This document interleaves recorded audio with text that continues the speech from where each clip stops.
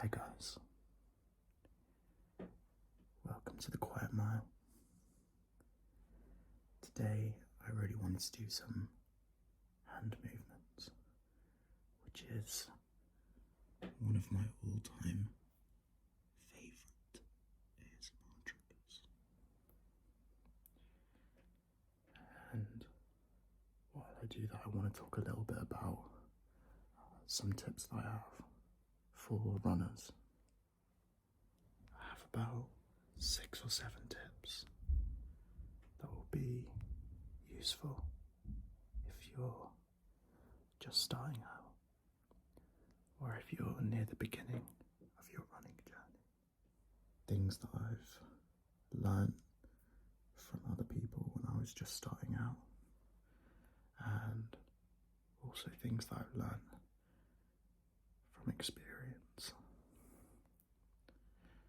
And I hope you guys enjoy it. So, I've got a notepad here that I can write down the tips on. It is some blank sheet music because this was the only paper I could find. And I've also got myself a coffee.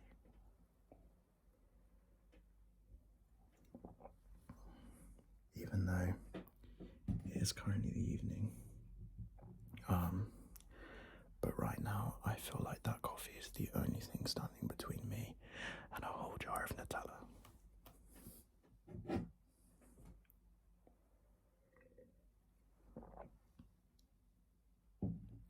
Well, I'm not sure it's doing much to curb the craving. So, let's start the video with tip number 1. Tip number 1.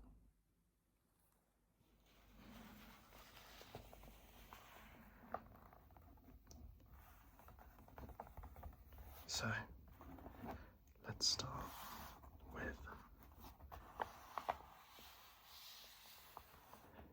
tip number 1.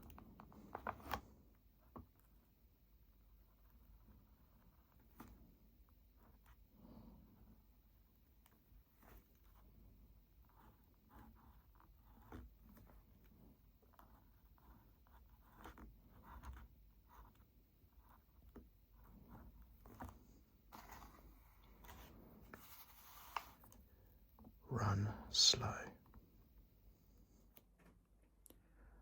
Running slow is one of the first tips that you'll hear if you're looking into starting running, but it's also one of the most neglected. And I've definitely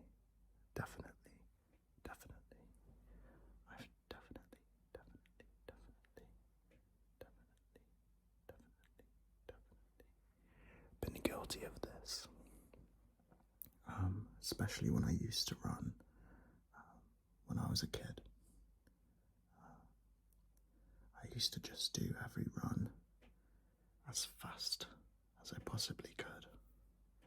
And it's just not great for you and your body.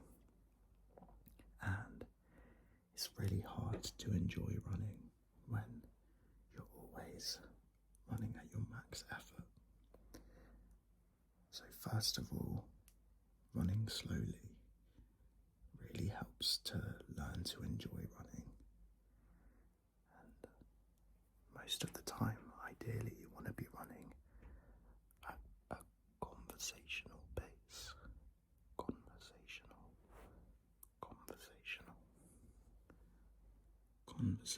pace. Which just means a pace that you could hold a conversation at. But it's not just a matter of enjoyment, but also performance. Because running slowly helps to build up your endurance. And it helps to build up a base level of fitness, a base level of fitness. So it's really important to do a lot of slow running sessions because it will train your body to be more efficient. And so then when you run faster, you're able to run faster for longer. It's still important to do speed workouts, but that's just one type of running workout. The vast majority of the runs that I do are at a pretty easy and manageable pace. And it's just really enjoyable to cruise along at a consistent pace. Listening to a podcast or your favourite music.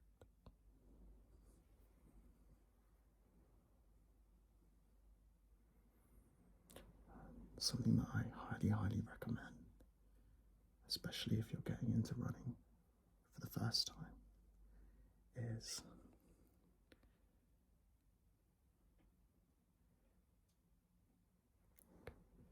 Couch to 5K.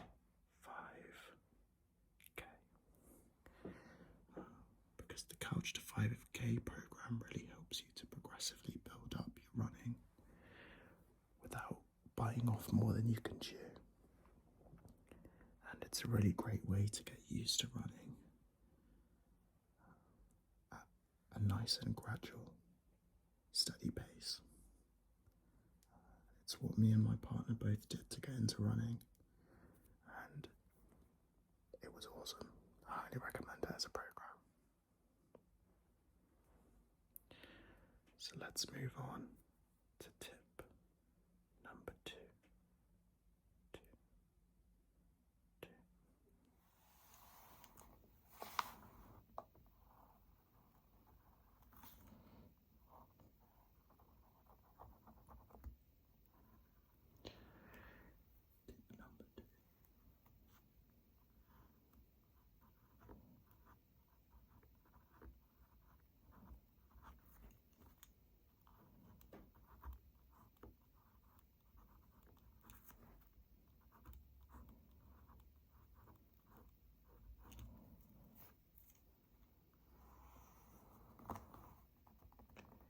Increase volume slowly.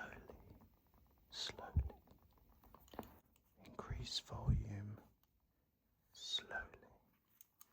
And I'm going to circle slowly. Increasing your volume slowly is another huge one that you'll hear if you're looking into tips to start running. But the reason I want to mention it is because, again, it's another tip that's very regularly ignored, and I'm one of those people who ignored it.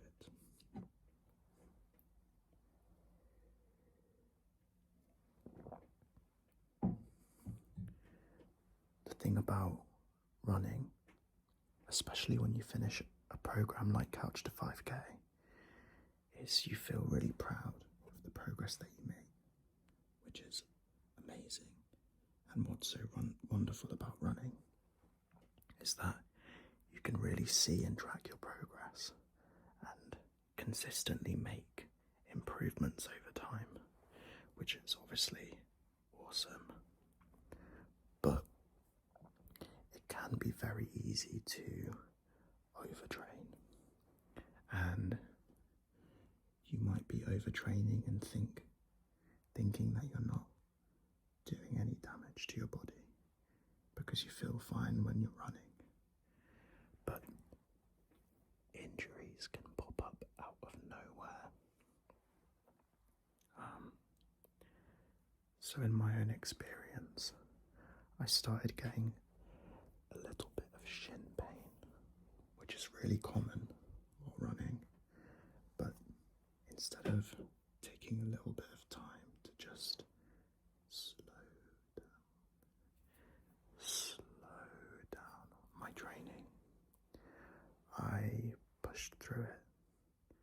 because I was really excited to start running longer distances. Unfortunately, that led to the pain getting worse, and eventually I had to take a time off running to let it heal properly. So, there's not really a hard and strict rule to follow.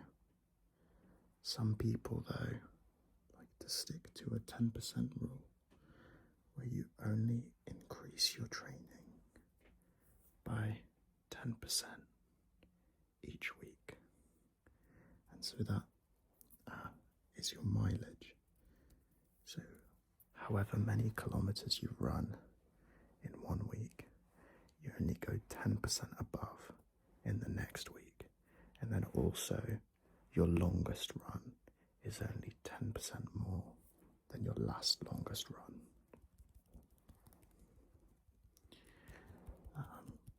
But it's not necessary to strictly follow that. It's just a good guideline. A good guideline. A good guideline. A good guideline. But I really regret not listening to my body more, and for taking things too far, because it means that I've actually, in the long run, missed out on a lot of training time. So although in the moment it might seem frustrating to cut down a little bit, or to slow things down, or to even take a complete rest and pause for a minute, in the long run it's much better for your training.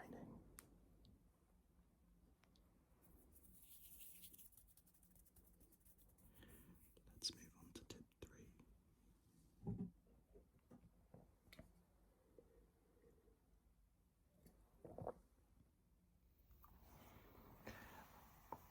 My next tip directly relates to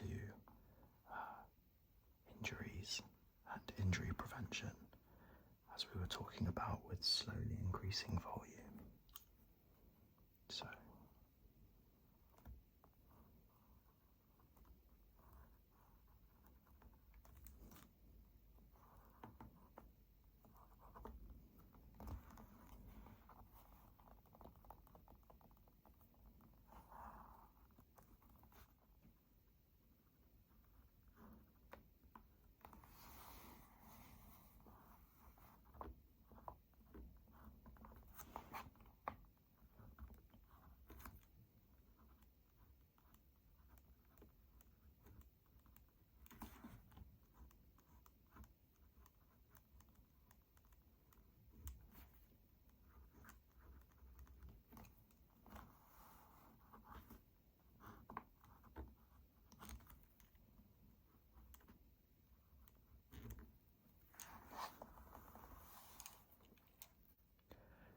a bit of strength training goes a long way.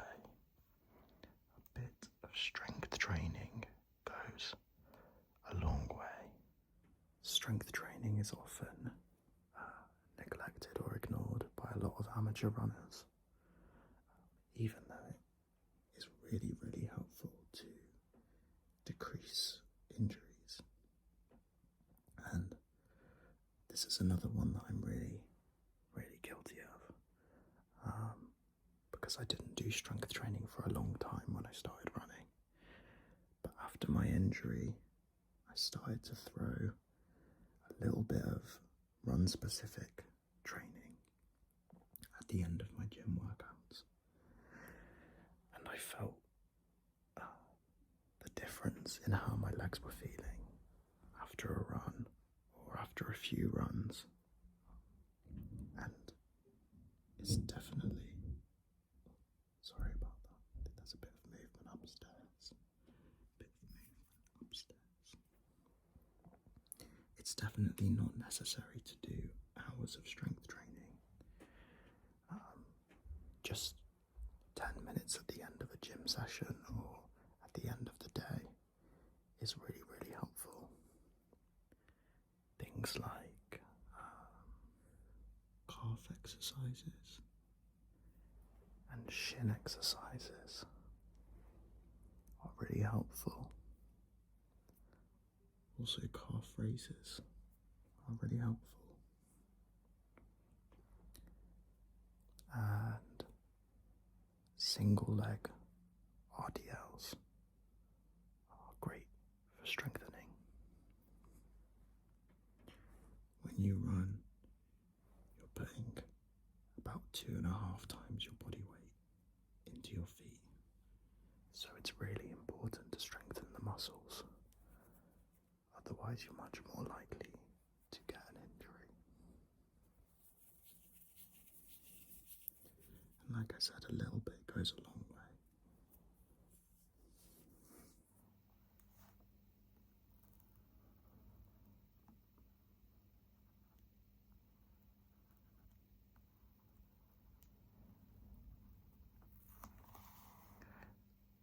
One, two, three. Tip number 4.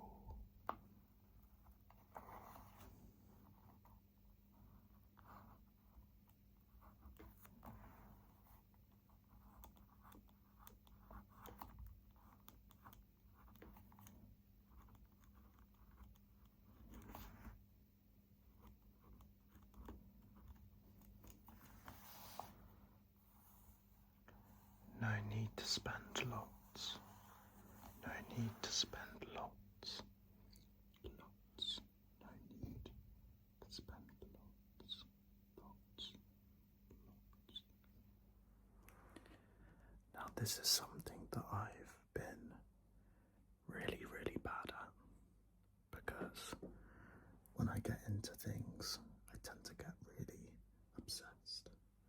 And so when I started running, I couldn't stop watching videos about running shoes, running gear, and the technology behind them.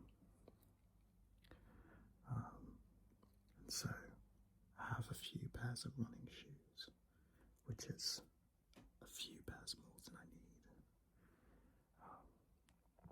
But I have calmed down a lot since I've continued running, and now I'm trying not to buy any gear unless I actually need it. For example, if I need to replace a pair of shoes. But I've written this one down because I was speaking to my friend and housemate who also started running last year, and she said that all she's had to buy is one pair of running shoes and a couple of gym clothes or running clothes, and that's it. You're good to go. And there are so many great places to find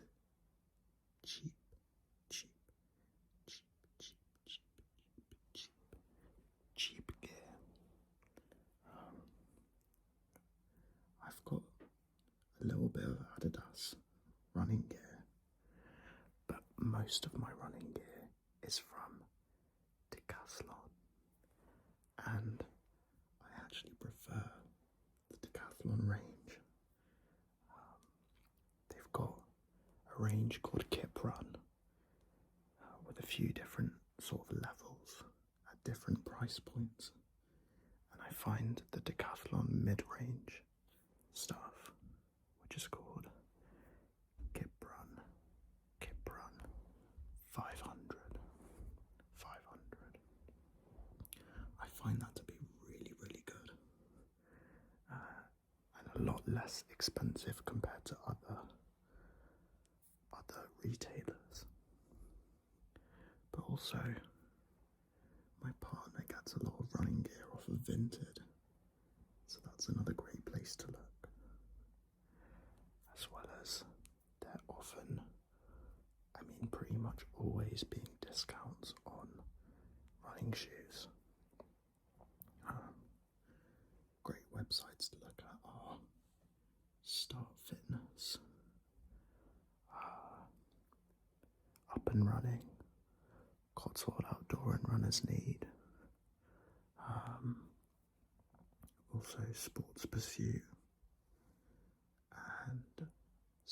sports shoes.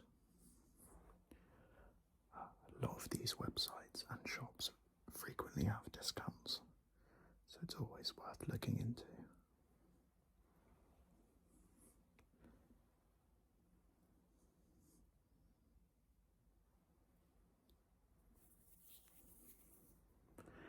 And there's definitely a lot online about running gear and running fashion and all of this, and it's huge, especially on TikTok. But it is true that you really don't need much to start out.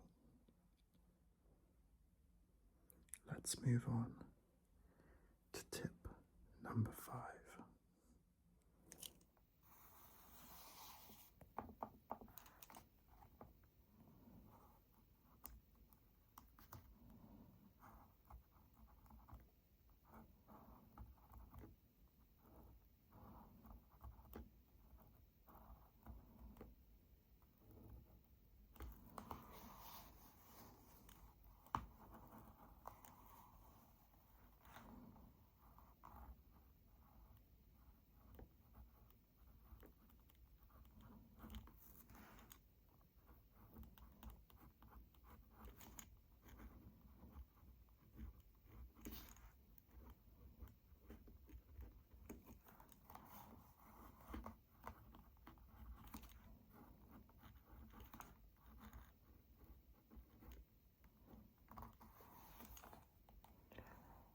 Running with people can be twice the fun.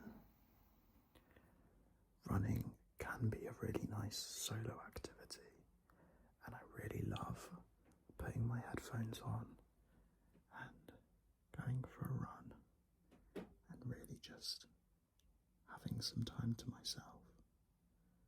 Having said that, it's also really, really enjoyable to go running with friends. And I would add to that, community running, like a park run, is always a really good time. Park run especially is a really, really great event that you can go to. If you live in England, and I believe it's available in quite a few other countries too, but most of them are in the UK. But it's a really great weekly 5k. That's a really nice way to get the chance to run with other people. The sense of community is really great. It's really nice to go with your friends and run together.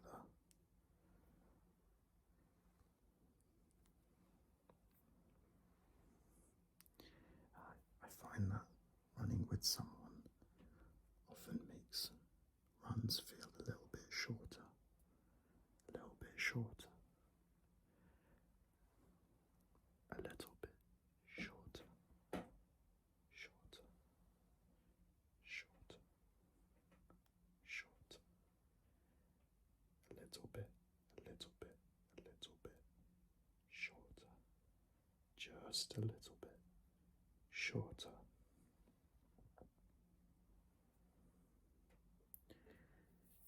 And it also motivates you to keep going on days where running feels a little bit harder, because you have someone with you to motivate you to keep on going.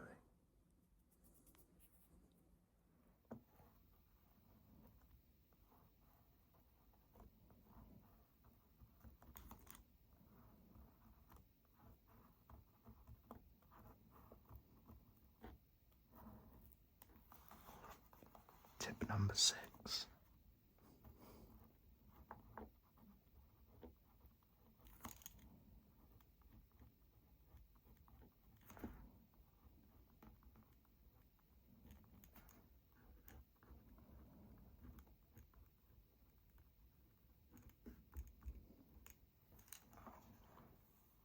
Strava stats aren't everything. It can be really motivating to track your progress when you're running and see yourself improve over the months and then even years. But try not to focus too much on every single little detail. It's very easy with apps like Strava to become over-obsessed with our progress and what other people think. It sometimes can cause you to train for the wrong reasons or push yourself a little bit further than you should be. I listened to a really interesting podcast where a guy talked about how he decided to stop posting to Strava altogether because he felt himself running for the stats and to have as great stats as possible, because he had people following him on Strava and he felt like that's what they were expecting, and that actually when he stopped posting and focused on running for his own enjoyment and his own goals, his running improved and he was able to enjoy the process a lot more. So, although it's really fun, and I do also personally enjoy looking at all my stats and having all my friends on Strava, just try not to put too much weight into it and always listen to your body when training. And remember that the ultimate goal is to enjoy yourself and enjoy the process, not to always get a new PB. And that brings me to my final tip. 1, 2, 3, 4, 5, 6, 7.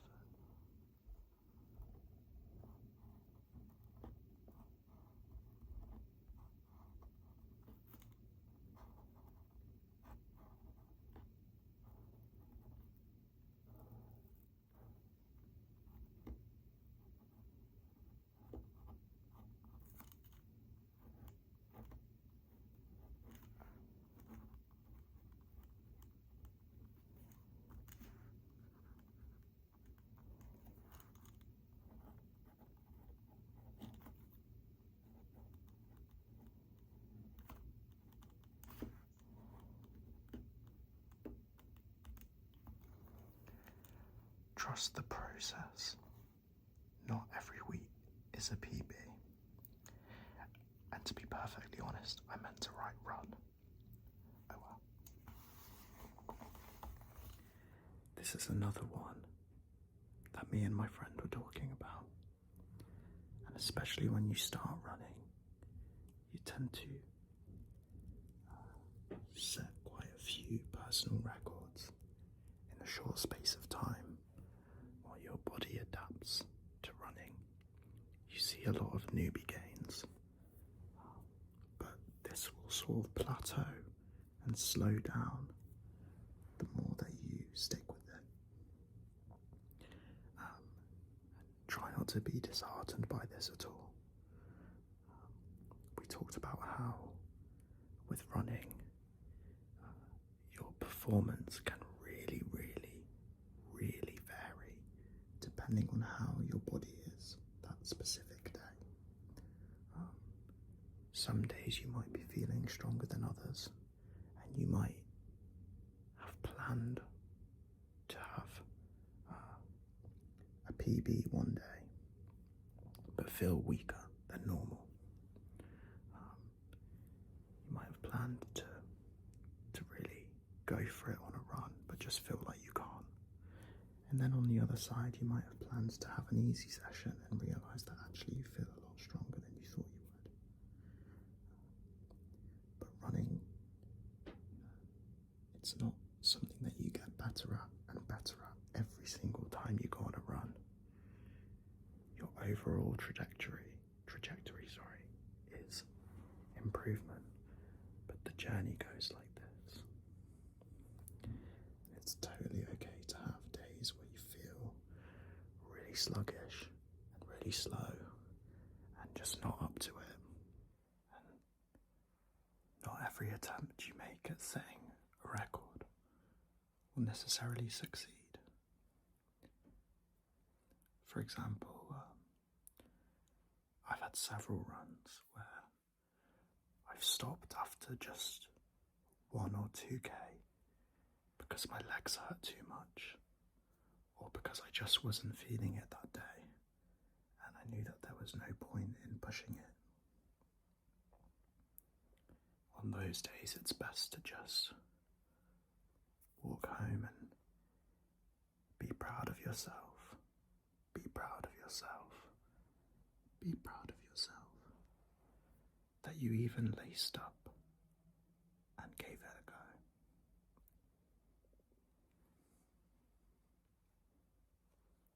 But overall, if you stick to running and try to be fairly consistent, doing a little bit each week, in the long run, you'll see overall progress.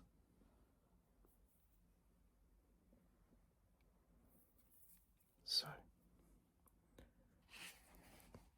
that's all the tips that I have. Let's recap. We have run slow, increase volume slowly. A bit of strength training goes a long way. There's no need to spend too much money. Running with people can be twice the fun. Sometimes. Strava stats aren't everything. Strava stats aren't everything. And trust the process. Trust the process. You will make progress if you stick to it.